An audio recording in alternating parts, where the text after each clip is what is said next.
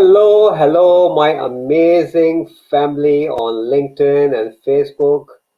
I hope you all are well and enjoying your day, evening, wherever you are. Today, I have a fantastic guest with me, and as you know, my key topic that I discuss is always around LinkedIn. LinkedIn has been my passion and my love for over 10 years now.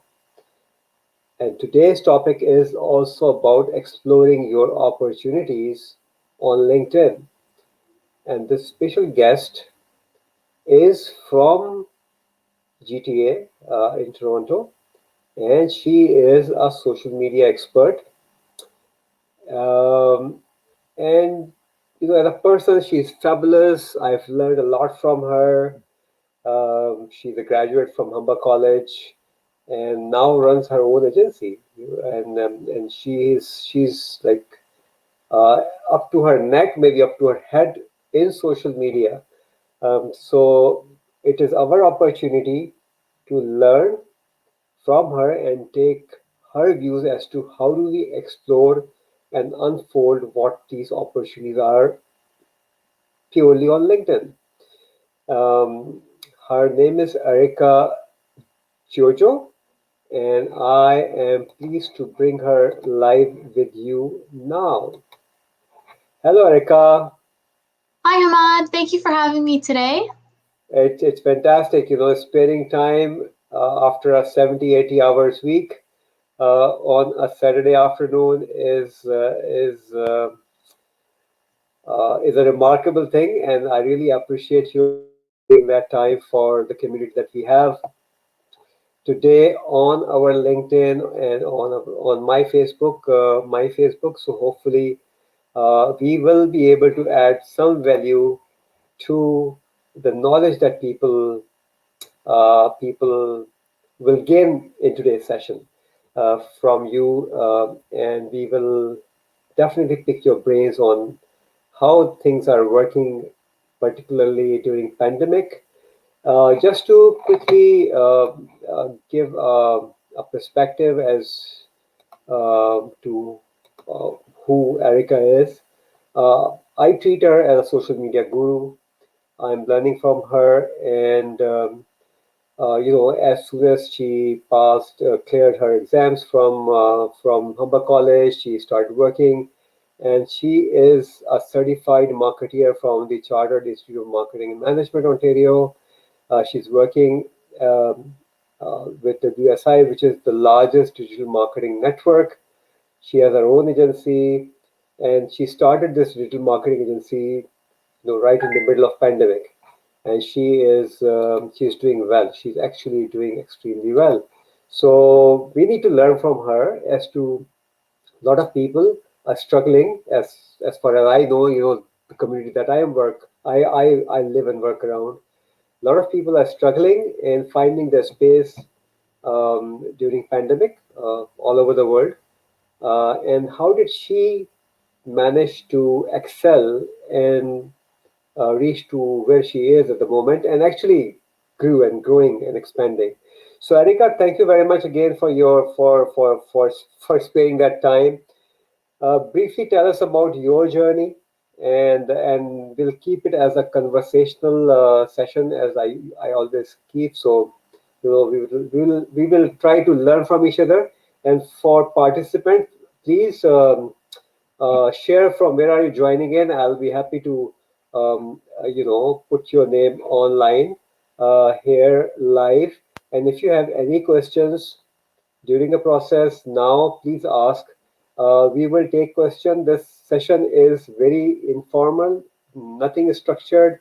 We only chatted about few things around it so that we keep it like on track. Otherwise, we are very open. I'll be happy to respond to your questions, and Erica will be happy to respond to your questions. So, Erica, uh, briefly about you, and how did you start your journey? So, with my LinkedIn journey in the beginning, I would say I actually hated it. And the reason, and I know that sounds very weird to you guys right now because you're thinking, okay, I'm a social media marketing professional, and I'm telling you right now that in the beginning I hated it. And here's the thing, when you, and I'm pretty sure a lot of you guys are feeling this right now, you have Instagram, you have Facebook, you have LinkedIn, you have so many different types of social media platforms that you need to keep track of. And when at the time when I actually had an assignment for a class that I had to fill out my LinkedIn profile, I was just like, oh, like this is another social media platform that I have to fill everything out on. And I hate it. And I didn't like it. I hated it. But what I've realized is with every single platform, there is a certain specific audience that you need to use that for. And so as I started navigating through LinkedIn and putting all my information in and using it what it's actually used for, it has done wonderful things for me. And what I've realized is as well, and in the beginning of my LinkedIn journey, I figured, okay, why am I going to be on LinkedIn and have such a presence when I can just go to an event and just connect with people that way and have my own Rolodex of contact, sorry.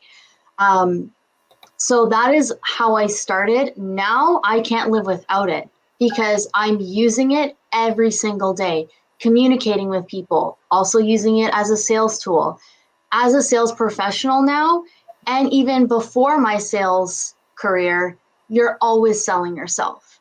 So during a pandemic, how are you selling yourself and your professional attributes? Yes, so this is great.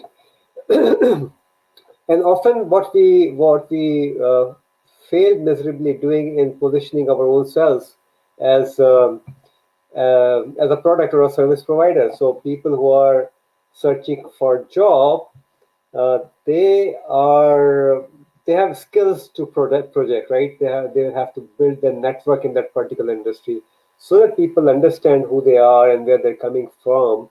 And this is one thing that I usually see when I work with my clients, is that they fail to understand initially, at least, as to how important it is to brand yourself on social media and on LinkedIn, and how to build that relationship, that network, that trust with your network so that they start talking to you. How do you build your trust and relationship with anyone, with your clients, maybe, like, or your connections? That's a great question. So there was this social media guru called Jasmine Star, and the best way she explained it to her audience and to myself was look at it as if you're going to a cocktail party. And when you're going to this cocktail party, how are you presenting yourself? How do you look? And it's the same thing online. So, what kind of little tidbits are you giving to people that can make you approachable? So, exactly like online, what have you done? What does your profile picture look like? Are you just sitting there? Like I used to have one where my arms are crossed. That's not approachable. Now it's a little bit more open. How are you defining your role as approachable? Think of different, that's how I did it. Think of things that are and attributes that are approachable. Right. And so often, what people also struggle in is to actually understand how LinkedIn works and what features LinkedIn has. So although LinkedIn Help is there, but LinkedIn Help really doesn't help any common user, and that's the reason 95%, almost 95% LinkedIn users do not really use LinkedIn that optimally. Um, I mean, what worked for you may not work for somebody else, but the principles, the foundation is the same. So, which means you have to be, you have to be seen out there, right? Which means that you have to have a proper profile picture, preferably not a selfie. You have to have a proper backdrop, and a lot of people that I work with do not really give a lot of importance to the backdrop. The backdrop cover banner that I call it. And so what is the point? So for instance, as you know, Erica, I work with um immigrants who come to Canada and they're looking at like updating their profiles. And a lot of them actually have either CN Tower if they're in Ontario, or Falls as a picture. And I tell them, how relevant it is with your profile professionally. And they struggle in responding to that question. Um, what, as a social media marketing professional, as a branding professional, how do you think that this, like, your presentation on LinkedIn can really make a lot of difference? So you need to look at it two ways. So marketing is half data, half science. Oh, half creative, half science, half art, half science. So when you're creating your profile, if I want a job in marketing, I need to tell LinkedIn that I want a job in marketing, not specifically I would like a role in this. Within your roles, your previous roles, you need to have those specific keywords. So when it comes to recruiting time, those things pop up, number one. Number two, when it comes to the creative side with the CN Tower, I am guilty of that. I'm the one who I actually had one in my background with a quote. Now thinking about it and my journey through LinkedIn, I would never do that again. I would put a quote or something from my previous work of place of employment, something that would really stand out to your audience or to a recruiter. Think of an accomplishment that you've done, or yeah, so having something with Toronto in the background. When I look back on it now as well, I wouldn't. It doesn't say anything about you. Always think about you need something that somebody can come and ask you a question about. Yeah. So I recall this great author Seth Godin. I read Seth Godin a lot, and I've subscribed to his blog, which I don't know how he does that, but he writes a blog every day. 3 liners or 50 liners, but he would do it every day without fail. And in his book, I think was Strive, he said, you have to be remarkable.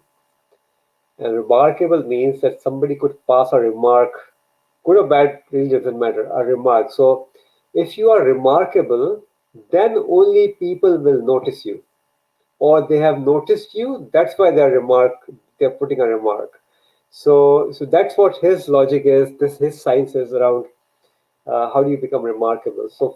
So like I actually picked that question up because I saw that the same picture on your profile, and really it really matters, because if we really want to differentiate ourselves from other people, if you want to stand out, we have to present ourselves in a different manner.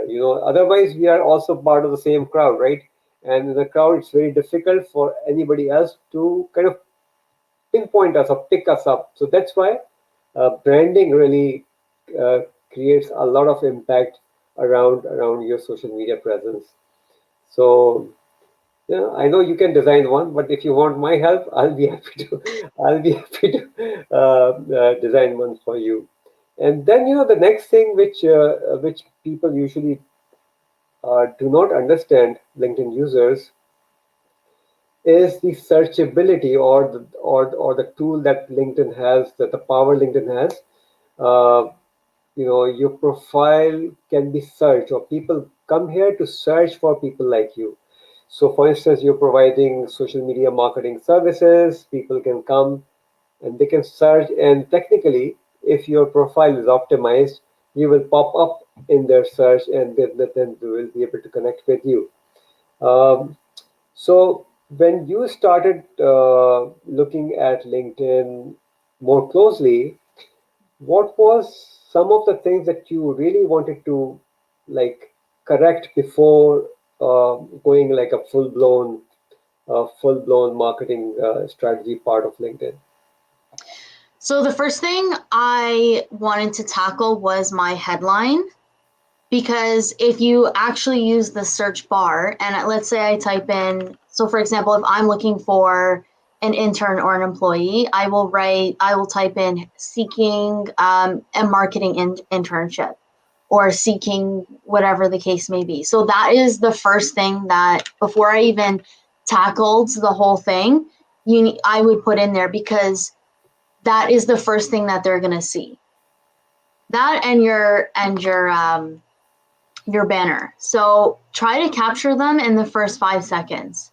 After, you have to remember too, we have an attention span of I don't want to say a goldfish, but a goldfish, because we're seeing so many things all the time. So that's the first thing that I would do in anything to capture someone's attention and optimize it.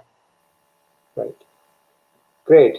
And again, it has to be a mix of, like people put a lot of like statements, and those statements are not searchable, for instance. Uh, so you have to have a balance between, if you want to put a statement, that's fine, but also those searchable keywords that people would search and land, on your profile. And those searchable keywords should be, when I say quote unquote searchable, is something that people are searching. So maybe use Google as a tool to see what people are searching, or use our services that we offer and help people identify those keywords. Right. So we have some questions coming in, and the first question is from Shahzad, and he asks, how would you compare LinkedIn usage effectiveness in North America versus Southeast Asia and the Middle East? So I think that's, you want to take it, or do you want me to hit this one? You hit it first. All right. So technically speaking, what I see and what I say and what I hear from LinkedIn experts is there is hardly any competition on LinkedIn. What does it mean? It means that you have 800 million LinkedIn users, but only about 5% understand how LinkedIn works. And only 1% of this whole 800 million produce targeted original content on LinkedIn. So technically speaking, there is hardly any competition. So regardless of wherever you are, the competition is minimal. In North America, the market size is big. Most of the users are in North America. But even if you are in a smaller country, there is a demography. There are people on LinkedIn. It is just a matter of how do we project ourselves? How do we build our network? How relevant we are. If we are not relevant, then we don't exist, frankly speaking, on social media. So this is my take on it. It really does not matter wherever you are. LinkedIn is essential. That's why LinkedIn is growing phenomenally. And LinkedIn is very strategic. Often when we create our profiles on any social media platform, I personally, when I created my other profiles, I never was strategic. So I just created it. But creating a profile and managing a profile on LinkedIn has to have a strategy behind it. If you don't have that strategy, it doesn't really matter wherever you are, chances of success are low. So this is my take on this question. So I agree with you that the competition in other parts of the world other than North America, it's not as popular, I would say, in terms of a professional network. However, with that being said, why wouldn't we take advantage of it, right? It's there for our use. I take advantage of it every single day now. I sell, I grab employees, I grab partnerships, everything. So you're right. It doesn't matter where you are, but if there's less competition, give yourself the advantage. Why wouldn't you give yourself the advantage?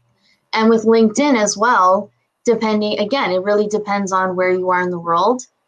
LinkedIn has a certain level of credibility.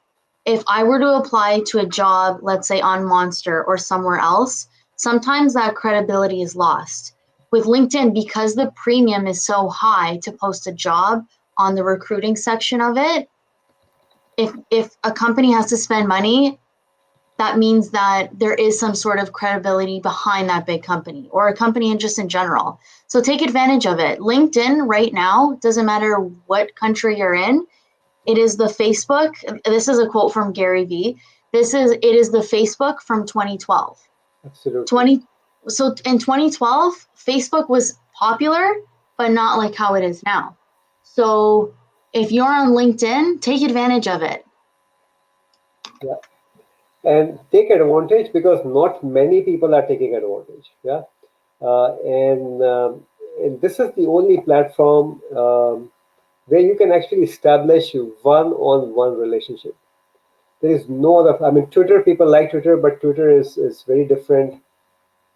And but the professional relationship that we all are looking for as professionals, the only platform at the moment on this earth is LinkedIn, where you can actually identify a person or a company, and if you use that, if I may use the word target, if you target that one person, one company, you will actually be able to kind of develop that relationship.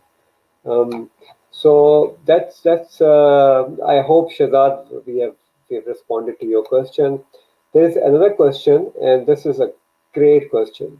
Believe me, my question is that I commented this post, but your screen does not show my name and photo. However, my profile visibility set in public.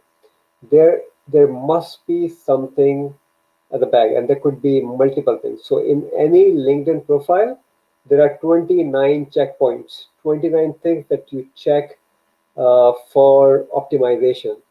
So I'm not sure, because I don't.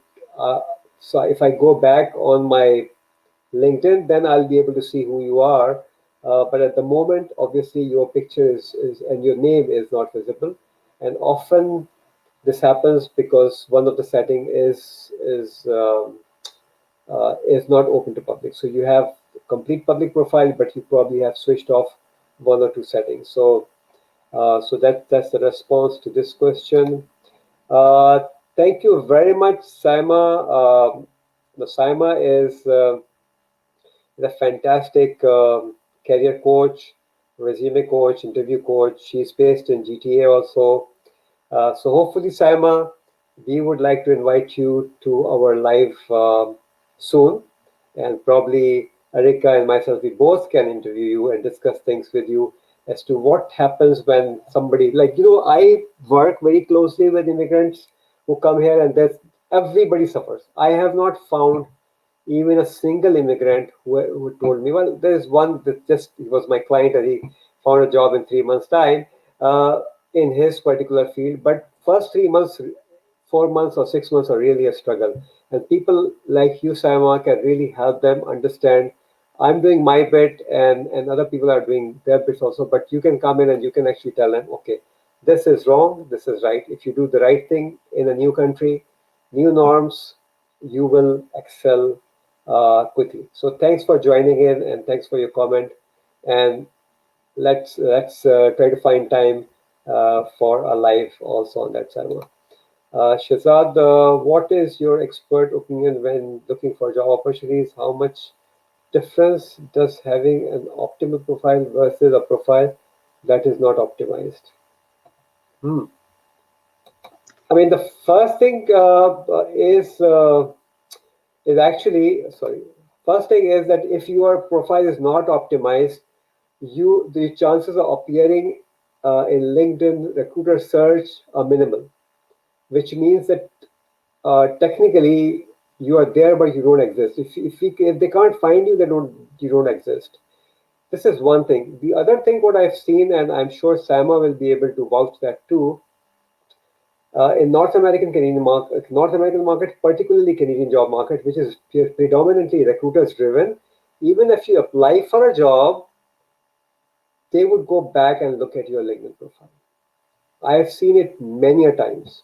So if you have a profile which is neat and optimized, the chances are better. And moreover, if you're looking for a job and you don't have a resume, then do you think you'll be able to find a job?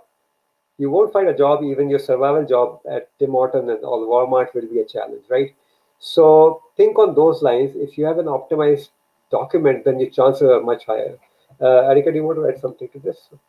Yes, so I agree. The minute you start optimizing it, and I know it takes some time, For me, when I first started optimizing my profile, is for me sometimes it feels like it's a lot of work because you have to think about, oh, I have to do this, this, and this.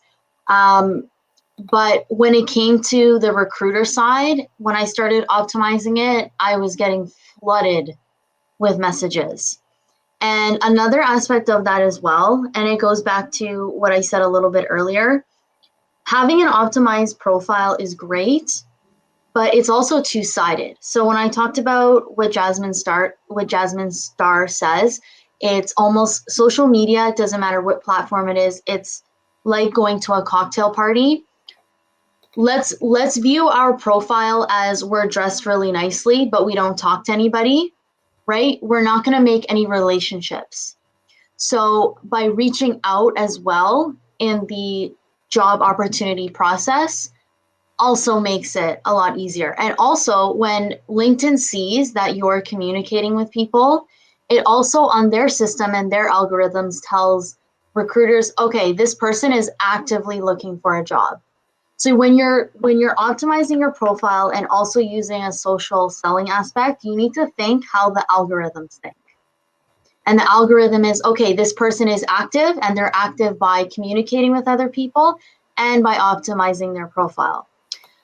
Another thing as well that took my recruiting stages to the next level and my job opportunities was the LinkedIn Premium. And I know you have to pay for it, but honestly, it is worth it because it's like you have to buy a job or you're going to a recruiting agency that says, okay, go find me a job. It opens up more opportunities and more doors for you. And you're able to even message them as well, like the HR recruiters, or like I get every month, I believe I get around 13 email messages that I can send out. And whether it's for a job or not, those people now are in my Rolodex. Absolutely. And also like LinkedIn is a very, very intelligent platform. And all these social media platforms are very intelligent. But because today's topic is around LinkedIn and identifying your career opportunities on LinkedIn or tapping into those career opportunities on LinkedIn. Uh, so think about it. LinkedIn records even your cursor movement. So the way you move your cursor on your laptop or the way you move your finger on your handphone, LinkedIn is recording it, which means based on your profile or your interest, even if you don't add any interest, they would know what kind of interest you have. So if you have a premium profile, then of course you can directly connect with these recruiters and they would know that you are out there because you have a premium profile and you're investing into it. The other thing also, activate your open to work option if you're looking for a job because that's really important. It looks ugly when believe me when they announced it like last year, it was 2020, early 2020, and when you activate it, there is a green semicircle that appears, looking for opportunity, open to opportunities. I hated it and I wrote about it. A lot of other LinkedIn practitioners wrote about it. LinkedIn in October came out with a report saying that those who had that activated, 40% more of those people found job opportunities because there was a science behind it. LinkedIn has shown such profiles more frequently in recruiter search as compared to profiles that did not have that thing activated. But before we do that, before we invest into um, a premium profile, because that's not cheap, the best way forward, Erica, if you would agree, is to work on your profile. So that means that you have to show, you have to revamp it, you have to make it presentable and optimized before investing into something which is recurrent expense for you every month or even if you subscribe for a year. Because if you have a premium profile and if somebody visits your profile, you have nothing to show. What is the point in investing that money? Yeah.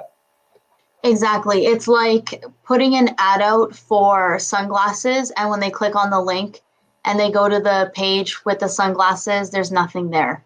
Yeah, absolutely. All right. So, Aman, I'm looking for a change, but when I go for interview, all things are good. but I didn't receive any letter. How to change this thing? So this is purely related to uh, your interview skills. For that, I would recommend that you should connect with Saima Zafar, and she will definitely be able to provide her services to you. And so when so often, we fail to achieve something, or we struggle in achieving something, and we don't want to invest in investigating why we did not achieve it. So I think that at that point, a bit of investment, either you learn it yourself, or you probably need a coach to help you reach your goal. So Saima, yes, um, right. So she actually endorses it. She has come across job postings where an active LinkedIn is a requirement, and also came across this one where minimum connection requirement was 100. So this is great, which means, so, and 100 is nothing, right? 100 is, I mean, even if you have 100, well, your actual optimization, like real-time optimization, starts when you cross 500 connections, really. So up to 500, you have to really build it up. So thanks for the comments. And Cephala, he says, having same field of experience but different locations, different environment, different circumstances, is it easy to get a job there through LinkedIn? It doesn't matter. It's your experience and skills that would actually land you in jobs. People have in North America, particularly, people have worked as waiters, waitresses, bus drivers, university professors, whatnot. So, but it's a progression, right? You start and you grow and you build your skills, you build your knowledge, and you keep growing. So to me, this is um, word easy, maybe an exaggeration at this stage, but it won't be difficult. Let's put it this way. As long Uh, as you get started, yeah, just yeah, get started. right. Option seminar. Hope you can get all of the meaning. There are some interesting questions coming through. Dr. Mudassir, thank you very much for joining in. Erica, Dr. Mudassir has been my friend and a mentee for almost 7, 8 years now. He is amongst uh, top five most sought after I keep saying social media, supply chain management experts, and he's young. He's a PhD in engineering. He's now based in Dubai, but originally from UK, and he is an extremely busy person. So thank you, Mudasir, for joining in. Um, Thank you, Adesh, for appreciation. I'm looking for an internship, project management, but not getting it because of lack of experience. I mean, for internship, you don't really need experience, do you, Erika? Yeah, they require it. They require it now? Yeah, sometimes depending on the role, they do require it. Hmm. I know when I was applying for internships, this is one thing that I got a little bit frustrated on because how do I get experience when I'm even just trying to get an entry level role? So within that, so it says here you're not getting because of lack of experience. So what I would do is start with the roles that really don't have any experience, like they don't require it at all, even if it's a very small company. That's how I got started, is just with a very small company, and I worked my way up that way. Or what you could do is, in terms of lack of experience, you don't have lack of experience. Everybody has experience somewhere. Just like how Hamad said, you can be a bus driver, you can be a waitress, you can be so many different things. When I got my internship, and I actually had somebody look at my resume, and I said, "Oh, I'm just a waitress. I don't have anything to bring." And the reality is you do. So as long as you have something on that piece of paper that has shown that you've worked, some of those skills, those soft skills, you have experience in, you can bring over. Because those skills, they can't teach you. Those are things that you've acquired over time. The hard skills you'll learn no problem. It just takes time to learn them. The soft skills are learned from each job that you go to.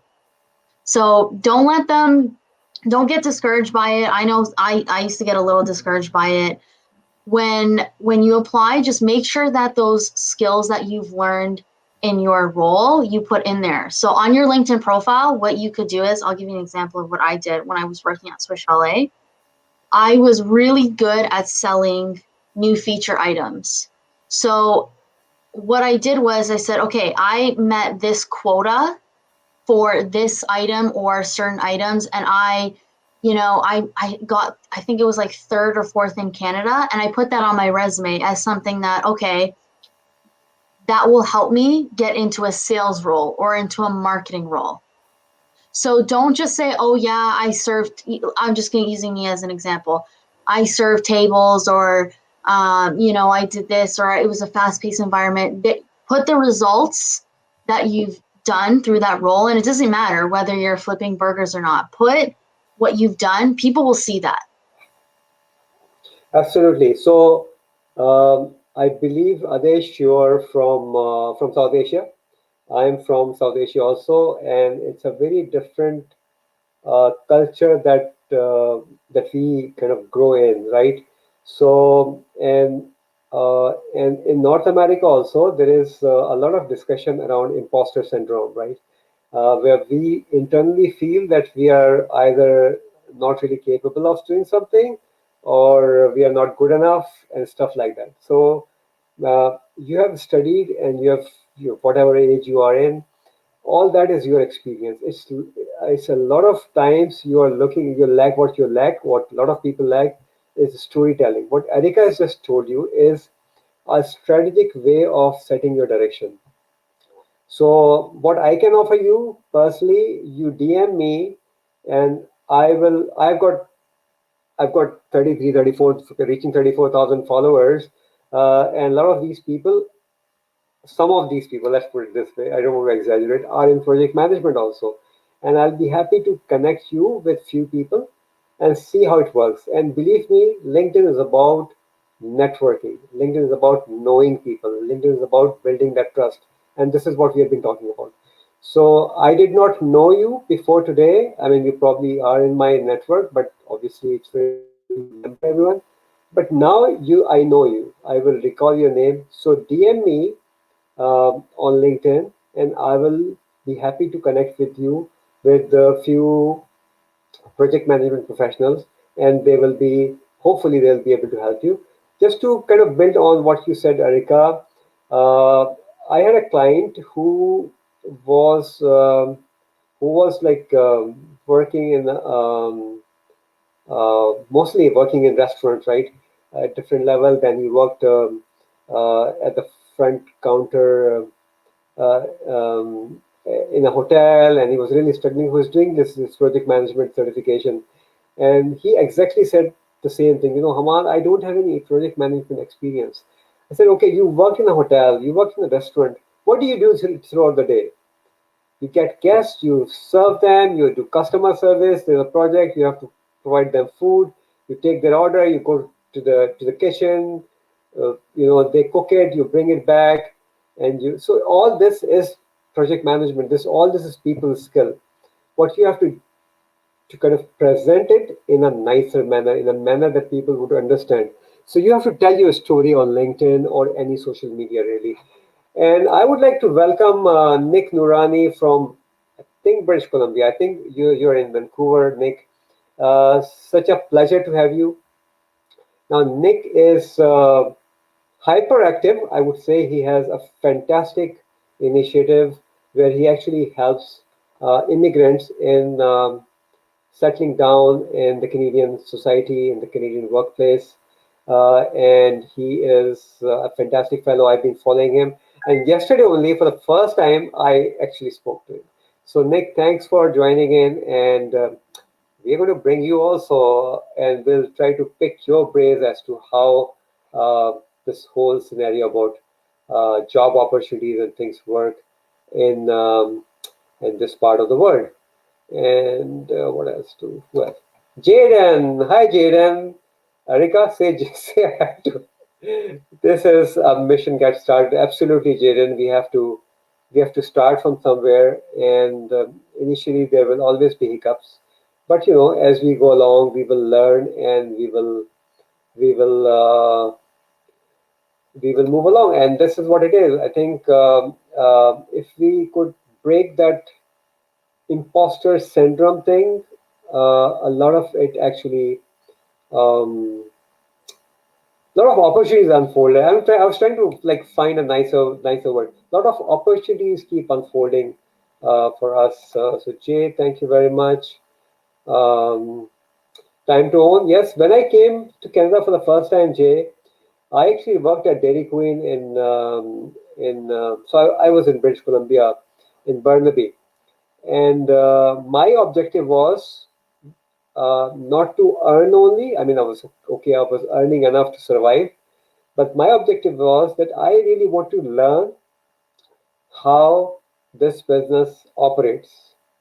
What are the issues this business faces? And my objective was that if I stay here, I'll probably buy this business. So yeah, thank you, Jay. I applied for a bank, although I had knowledge in my summary, it was very good. I could not get a job since I did not have experience. Uh, I mean, again, this is a matter of working with a career coach or an interview coach rather than only looking at LinkedIn. So, I mean, so in a bank, there are various functions, right? What you need to do is to build a strategy around your skills. What skills do you have? See, employers are looking for solution providers. Erica provides solution to companies that are interested in marketing certain services, right, or products. And this is a service that she provides. I provide services for people who are interested in tapping into job opportunities using LinkedIn as a platform. And my services are optimization service as well as the coaching that I offer. So these are my services. And this is what I portray, project, and talk about. And this is what Erica does. So our skills will bring so projecting our skills will bring the results. So you need to really identify what your skills are and match those skills with the job requirement. Then it becomes easy. Sorry, can I just add to that Yeah. previous one? Yes, please go ahead. So Ali, I actually used to work at a bank. So when applying to a bank, it's extremely important to actually get those keywords down. And Hamad can help you with that because their systems out of any corporate system is so focused on making sure that all those keywords align. So that's the first thing. And LinkedIn will help you with that. And especially if you move up to in the bank, that will help you out tremendously. Second thing is, when I started as 18 as a teller, the best thing that you could do for yourself as well is keep applying on LinkedIn and online, but also when you go into your bank, make friends with the customer service manager. So when it does come through and she sees you every week, doing all your transactions, it's a lot easier to get in. Absolutely. So as I said, Erica, you have to be out there and be seen. If you are not out there and be seen, it's very difficult for people to relate because bank is an extremely busy environment. And it's all about money and customer service. So people don't have time. So if you are not, projecting yourself like not in a very several way though. If you're not talking to your seniors, you're not asking questions, and you're not sharing what you have done, then you're not projecting yourself. So if you're not projecting yourself, then there is an issue. Mohammed Ali Qureshi, you have got profile updated. Underline that word, updated by a professional, but still no benefits in terms of job offer. The word updated and revamping is different from the word optimization. Remember that. So it is updated, it may be revamped, but is it optimized? A lot of people, a lot of resume writers, and I'm kind of going very general in that, and I respect all those who do resume writing. Resume writing is a different art, and those who do resume writing, they actually understand what resume writing means. But a lot of resume writers also try to sell LinkedIn optimization, which means they actually do LinkedIn writing or updating, but they do not really understand. Not everybody would, but most of them do not really understand how optimization works. So, Ali, if you want to join my next course, which is starting in June, on LinkedIn profile optimization and how do you, well, I teach the art of how to use LinkedIn effectively to tap into opportunities. I know you are an ACCA graduate. I met you in Pakistan years ago, and I think you're doing quite well. But if you want to use LinkedIn to grow, you have to be doing things that are required to be done. So hopefully, uh, you will achieve that goal. So Sama, yes, developing trust in repo. Oh, absolutely. Absolutely. It's I mean, um, if we don't know someone, we don't know that person. Like often people also say, okay, we send out invite, but people don't accept it. I mean, how do you invite them, right? Why would somebody connect with you? So, for instance, Erica would never connect with someone if she gets a random connection request. Would you, Erica? No, so you have to give me a reason as to why we should connect. Because if you think about it, and I'm sure all of you guys on this webinar right now get probably 50 a week, right? It's like someone that adds you on Facebook. Why do you want to be friends with me? What value can I bring to you? What value can you bring to me? Absolutely. And a lot of very busy people, like what I call influencers of LinkedIn, would actually be interested in connecting with you if you offer some value, right? For them, time is really precious, and they don't really want to expand their network in talking to someone who would next morning, if they're connected, is going to send them a CV, right? And it's a wrong strategy, by the way, with respect to everyone who is in the process.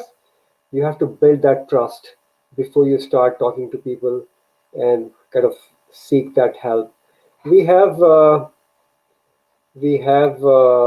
another Rahma joining in.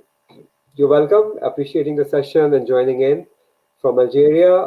Going to start in UK and Canada. I have 10 years of experience in banking. Great. Good luck to you. If you are looking for LinkedIn profile optimization, you can always connect with me, and I'll be happy to work on your LinkedIn. Um, yes, Sam, absolutely. This is what I'm saying. And a lot of people just do resume, and they use, and that's a separate skill altogether, right? All right. So, all right, great, great advice, Ali. Yeah. Um, Thank you. Yeah, I still remember you because you met me quite a few times, Ali.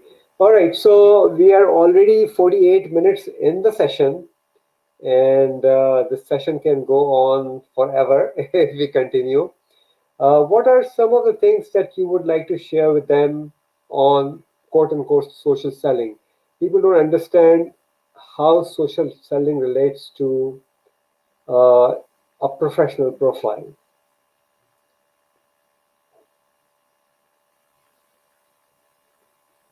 Erika? Sorry, can you say that again? Sorry, you went out there.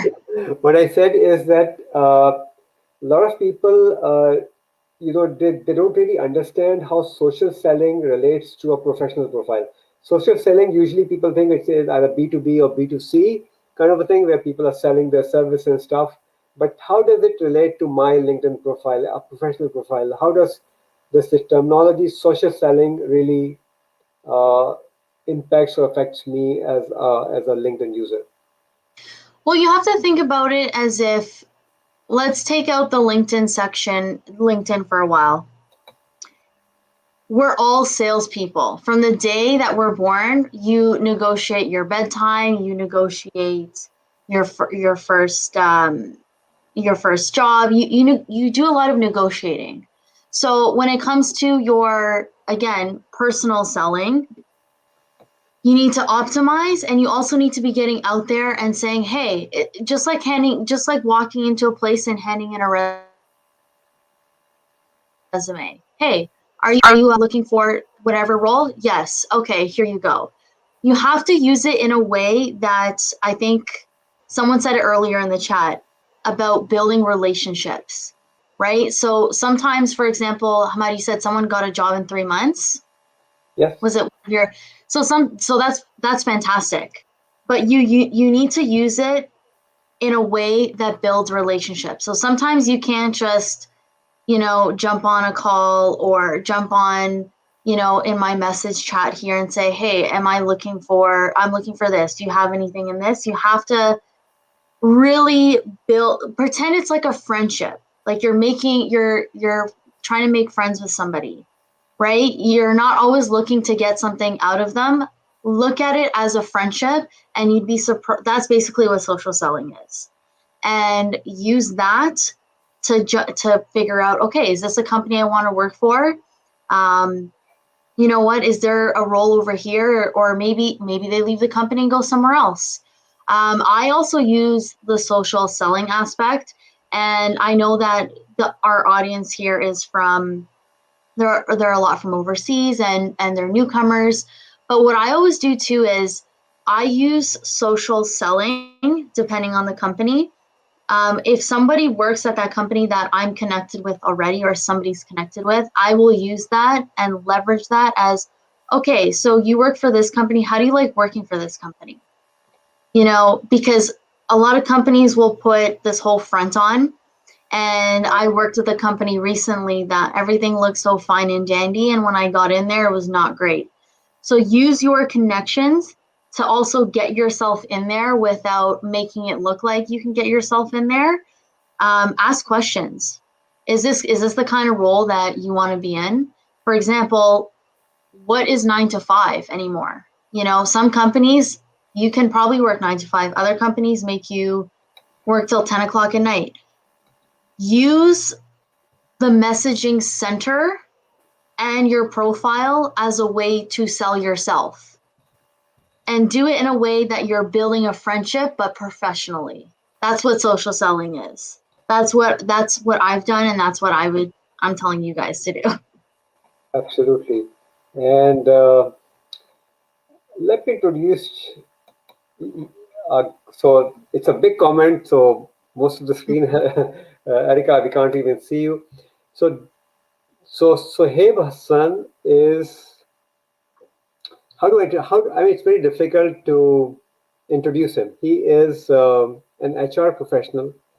He is a great LinkedIn influencer based out of Dubai, and he has more than 850,000. So he's actually reaching close to 1 million followers on LinkedIn. And I've learned a lot from him, and he's been very supportive. Uh, and LinkedIn is his love, right? So this is what I always say. So you will always find him doing something around LinkedIn globally. So he says, I believe if someone is not paying enough attention to their LinkedIn profile, it conveys that they're least interested in going forward to connecting with people. Absolutely true. The better you work on your profile, the more you attract opportunities within your network. Your profile is a magnet and a gold mine. Your words, gold mine, right? I use that word Sohaib a lot, gold mine. Thank you very much for appreciating Sohaib. You're a great support, and that is absolutely true. If you are not serious enough in creating an opportunity for yourself, then you are not serious enough with your career. It's like if you want to cook a meal and you're not really serious enough in cooking, and you're not adding the right ingredients, you're not turning on your stove at the right level, you will have something, but it won't be the real food. It won't be, you won't like to eat it. So if you're presenting um, some kind of half cooked food to your guest, what will happen? It is exactly the same thing by presenting a half cooked resume or a half cooked LinkedIn profile in the job market. And this is what will happen. Nobody will like it. Um, Any last message you want to? I mean, you work with WSI. I mean, I really want to kind of ask that question. This is like WSI is, I think, the world's largest digital marketing platform. I mean, how does it work? I mean, are you enjoying? I know you're putting in 60, 70 hours a week in that, but how is it going and you're enjoying it? What is one thing that you really want to share about WSI community with the people that are with us today? So I've been working for WSI for the past 2 weeks, so I can't really say anything negative or positive. But what I can tell you is from what I have seen so far and the people that I'm working with, to be honest, is the best network that I've had so far.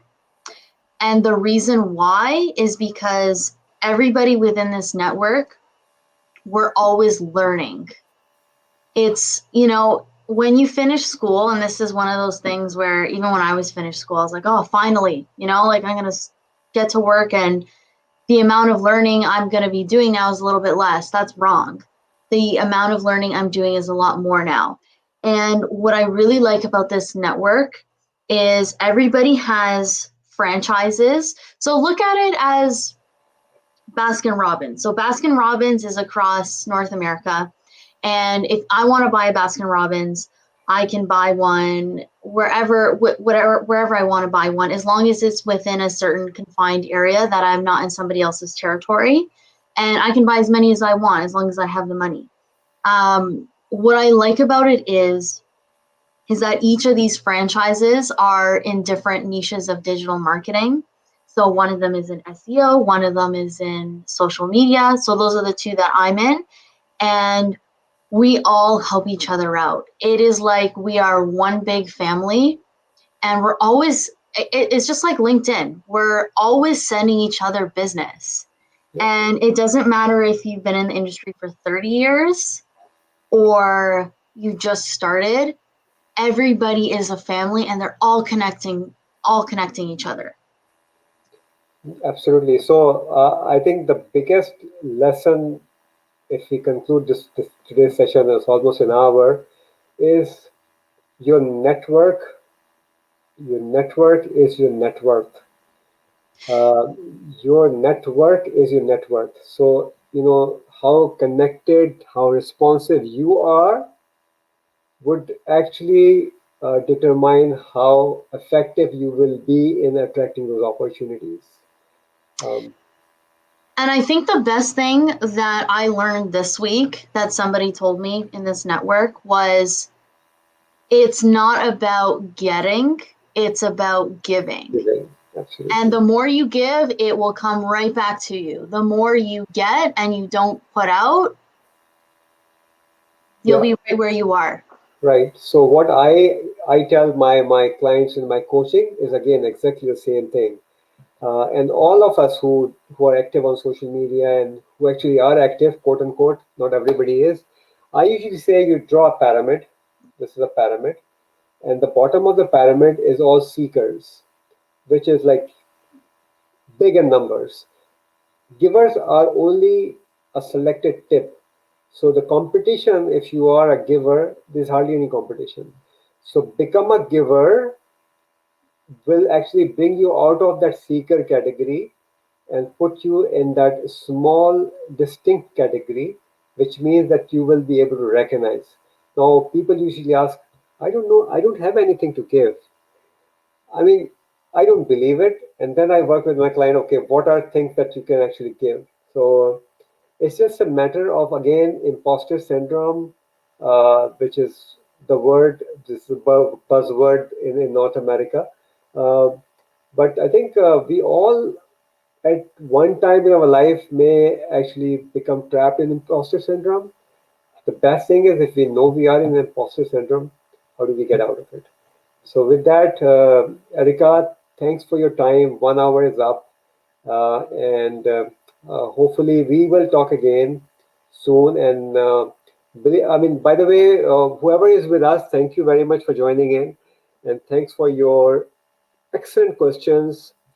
Erica and myself, we are planning to start a series of this discussion which may not be as long as this one was 1 hour. It may be like 25 to 30 minutes discussion, very targeted on helping people understand how they can progress and do better in their careers or in their businesses using LinkedIn as a platform. This is what we are planning, and today's event was um, a starting event, I would call it. That's why we have been here for an hour. And Anika, I really enjoyed. I always enjoy. I always learn when I speak to you.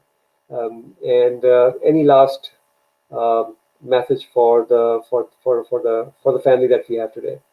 Yes, feel free to reach out to me on LinkedIn if you have any questions or you need help with certain things. I'm more than happy to help you out or answer any questions. Great. And because this is an opportunity for you to connect, anybody commenting on this post can probably look at, I would suggest that look at other people's profile who have commented and connect with them. What you need is just one right connection. With that, thank you very much and goodbye from a pretty decently warm Toronto. Hope to see you soon. Bye.